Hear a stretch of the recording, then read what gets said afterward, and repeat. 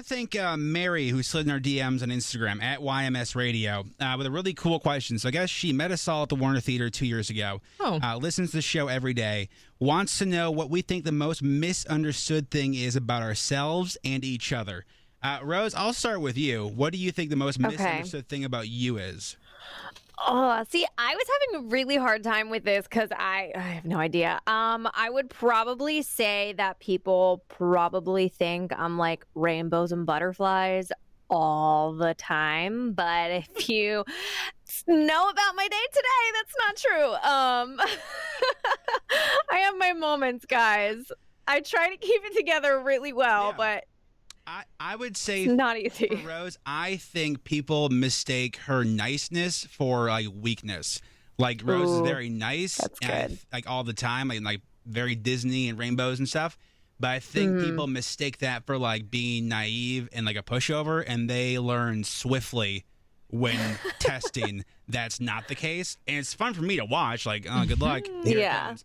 I would say that for Rose. Riley, how about you? Probably the opposite of Rose, that sometimes when people meet me, because I have... No, what's yours for Rose, though? For Rose. Sorry, I thought for me. I think for Rose, yeah, I agree with her, though, that like she's the nicest, sweetest thing ever, but that girl will bite you. Like it's like Sammy Sweetheart. I'm the nicest bitch like you'll ever meet. don't catch your girl sleeping at all. Yeah, I think that's probably the fairest. Yeah, okay. So then, Riley, for you, the biggest misconception about you? That I'm a complete another biatch.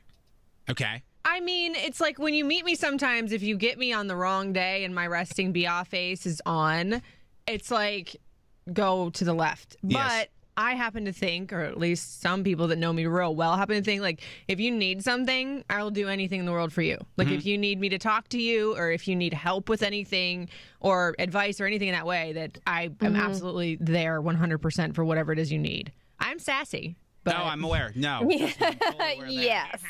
I would say, I don't know if misconception is the right word, but I think people underestimate your intelligence. I think that you you're very good at like you almost hide it though sometimes too though. Like, you do, and then like you have like moments of brilliance. I'm like, oh damn. I'll say something off the cuff. It's like, wait, huh? What? Yeah, I think people underestimate your intelligence. Oh, thank you. And when they try to test you on that, it usually backfires. So that's what I would say. Rose, what would you say is the most misunderstood thing about Riley? I think people misunderstand your positivity versus negativity because I think you're a very positive person, but you're also very real. Like you're a realist when it comes to things. So it's not necessarily that you're negative. It's just you've had a lot of life experience that have led you to think and do the things you do the way you do them. Look at our Dr. Phil over here. Yeah, for real. No, yeah, I agree with that. So for Eric, if Eric wants to, I would love to know what Eric thinks he's misunderstood about. I'll say first, Eric puts up the biggest walls and tries to be this stone-hard macho guy with no feelings, no emotion, doesn't know nothing about. Eric's a softie. Like he is a softie.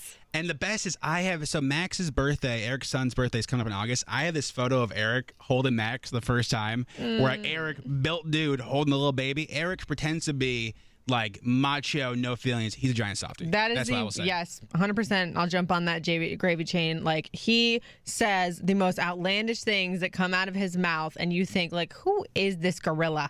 And then you see him with his son. You're like, oh, yeah, he's good. There it is. Rose, what would you say for Eric? Most misunderstood thing? Definitely that he's 100% a softie. He acts like you guys have said. He acts like a big macho guy, but he's one of the nicest people, and if you need him for anything, he will be there like in a second. I agree with that. I think for me, I have two. One, I think people don't understand that I pay attention a lot more than people think I do. Like I'm very aware of like what's going on. So if I think you need help, I got you. I'll be the first one there. I also don't think I have an ego, and I think that's like no. Hold on, oh my god! There's a difference between ego and confidence.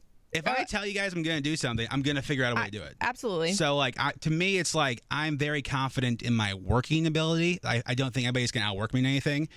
So, if it was like, if I told you guys I'm going to do a stand-up show at FedEx with 60,000 people and we're going to sell it out, I have confidence in myself that I'm not just going to open the doors and pray people come. I would believe you, though, because you make things happen. Like, you speak things into existence, and you're going to, like, if you set your mind to it, you're going to do it.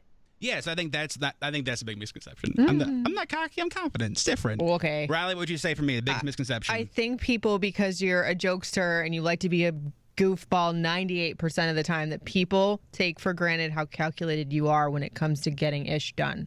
Like in terms of, oh, he's just this kid, da da da da. Because truth be told, that's what I thought about you when I first met you. Thank you. But then all of a sudden, he just like pops out of nowhere, and he's been 16 steps ahead of everybody, planning big things. Yeah. Like the calculation to me is something I don't really do. A lot of my successes in life has been mistakes, kind of. Sure. But with you, it's a different situation where if you're going to do something, there's like, okay, there's this person on the side taking photos. There's the news going to be over there. There's going to be somebody I'm talking to at the box office. And then I'm also going to have 16 different sets of flowers to send out to these people to say thank you for said flowers. Yeah. And then the social media is going to be up before we even leave the venue. So I think people take for granted how calculated you can be when it's like, I'm going to get this done.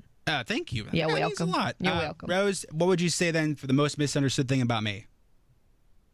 I think we all know that you like to push people's buttons, and some people might think that you can be a little bit of a jackass. But